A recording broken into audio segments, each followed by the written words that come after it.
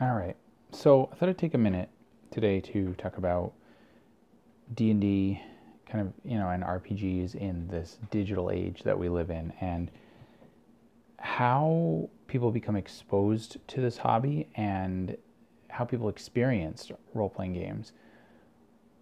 And this was largely prompted by some really interesting conversations and videos that I saw in one of the Facebook groups that I'm a part of, talking about learning the game and reading the rule books and how important it is. And part of it, I think, stemmed from, I believe it was something that Ivan said, Ivan Mike 1968 on YouTube said regarding the section in the book, in an RPG book, where it talks about how to game master and how they don't do a very good job of it.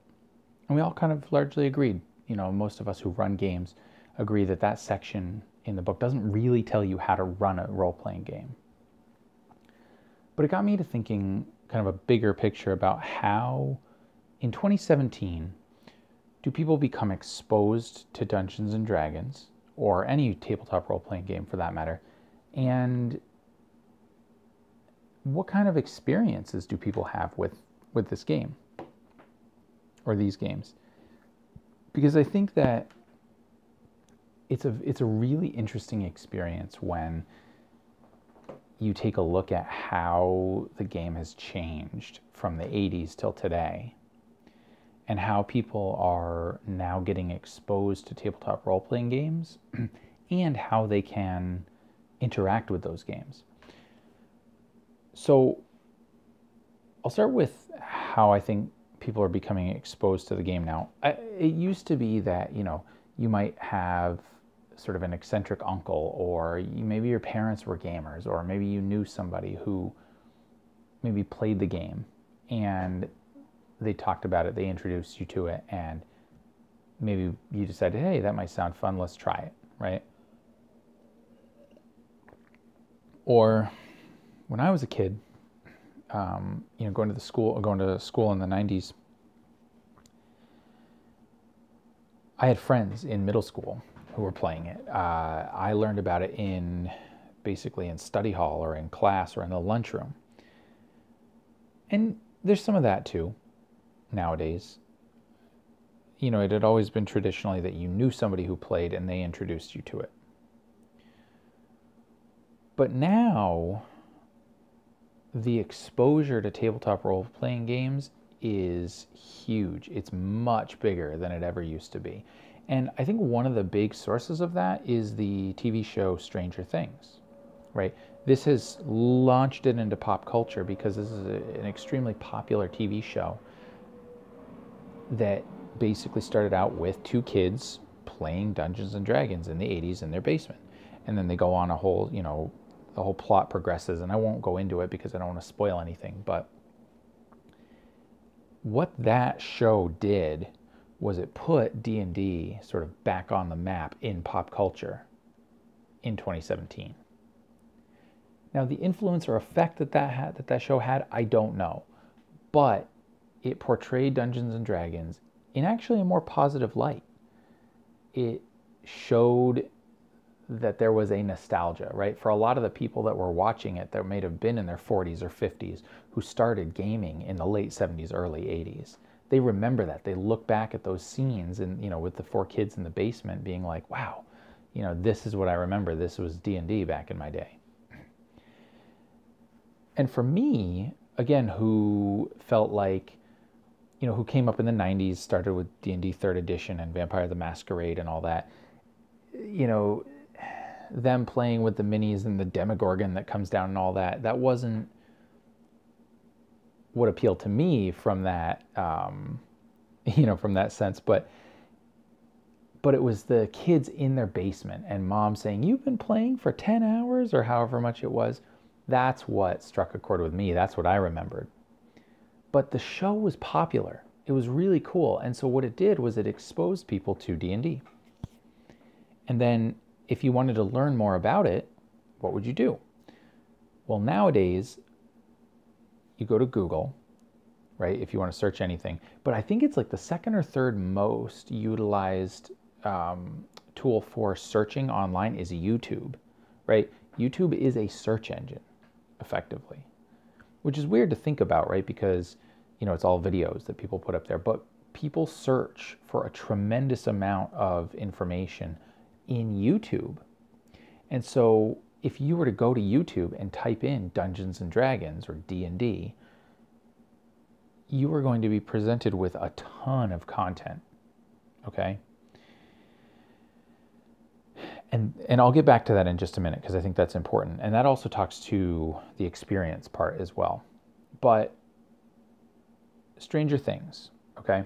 And I would also say Game of Thrones to an extent, because Game of Thrones is putting fantasy back into pop culture in a way that people are enjoying. And when you start experiencing more about that, you find out about fantasy and about fantasy gaming, and maybe you experience it through computer games first, but ultimately it can very quickly lead to tabletop RPGs.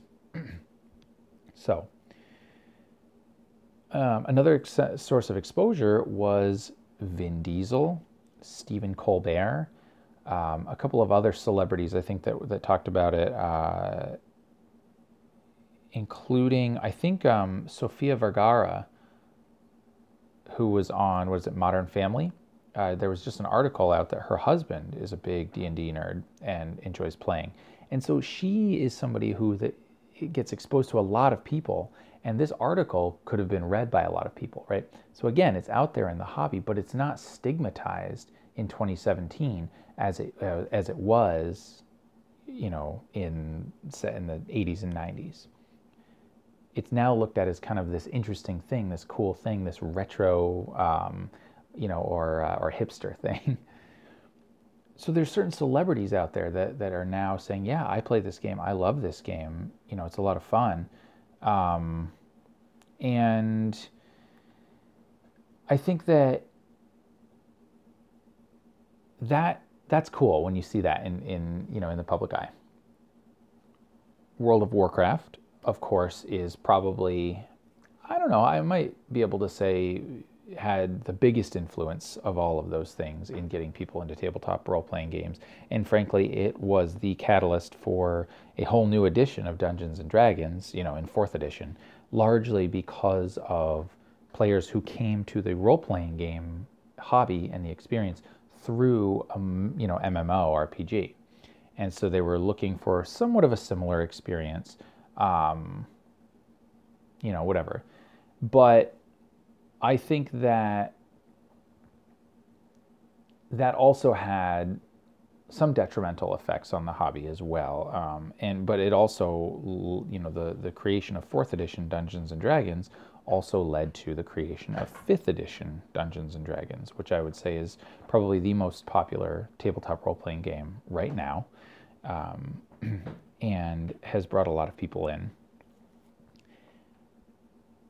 And then because of the popularity of role-playing games, and because of the fact that we use and consume media like we do on our smartphones and on YouTube and stuff like that, and with the proliferation of things like esports, right, where people were watching other people play largely video games, you have things like Critical Role, Acquisitions Incorporated, and myriad amounts of recorded sessions of role-playing games on YouTube, Twitch, and other media.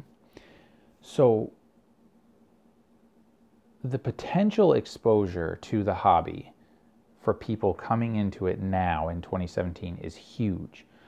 Between the television shows that they're seeing on TV now in Stranger Things, Game of Thrones, and others, right? In the fact that celebrities like Vin Diesel, very popular celebrities like Vin Diesel, like Stephen Colbert, are talking about the hobby in a positive way, right? Various video games that they might, that people might play.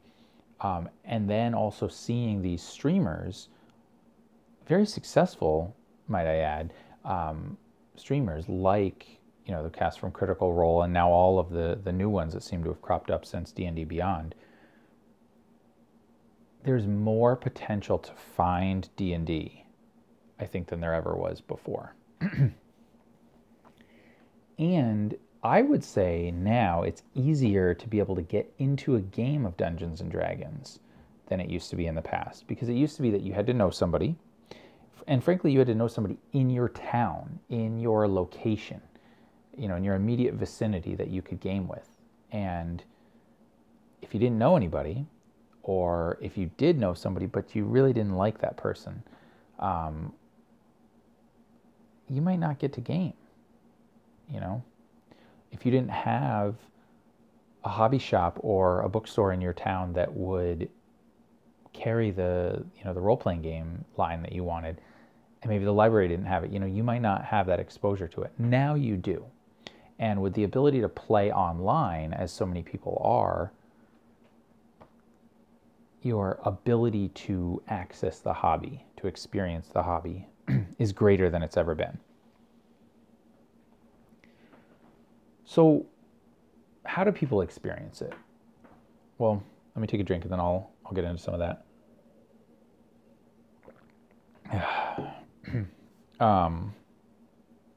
I think that probably the vast majority still do play in person, right? I think a lot of people have a face-to-face game. However that looks, whether that is a monthly game where you meet at somebody's house, or whether that is more frequently, but maybe you're playing in a coffee shop or at school, or in a conference room at work or whatever, right? People still play in person around a table, with their pencils and their dice and their books. But I think where the hobby is going and what is going to greatly increase people's ability to experience this hobby is online play, using things like Skype, Google Hangouts, Discord, TeamSpeak, any of these voice over IP, video conferencing tools available.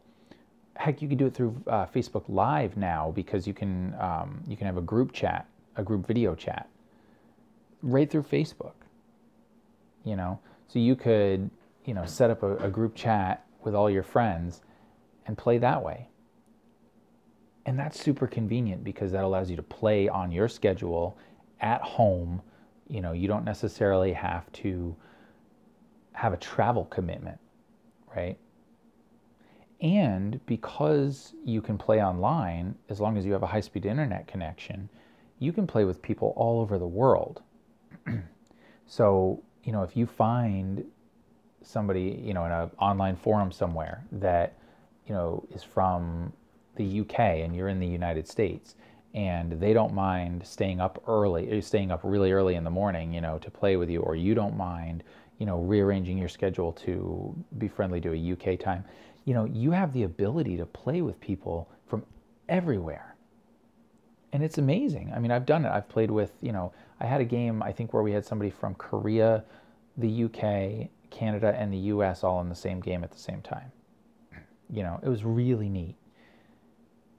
So playing in person and playing online are probably the way that most people are still experiencing role-playing games.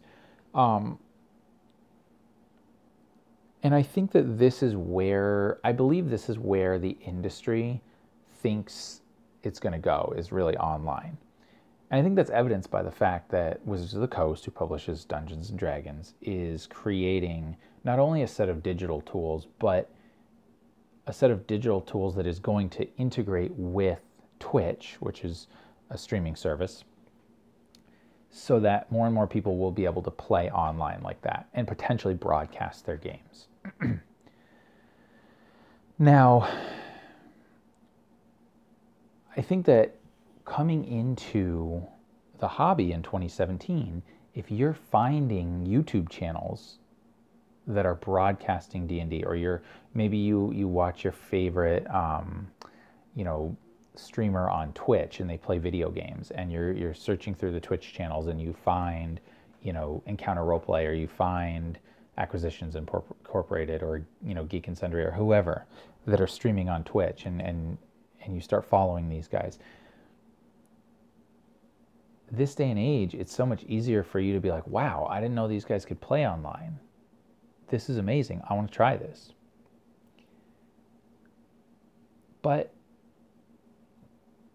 RPGs have also now become a spectator sport, just like esports. So esports when I grew up was people playing StarCraft online. But now you can, it's all kinds of different games. They're streaming them on Twitch, and there are people making a full-time living playing video games online. Now there's a few, maybe one or two that are making a living playing D&D online, but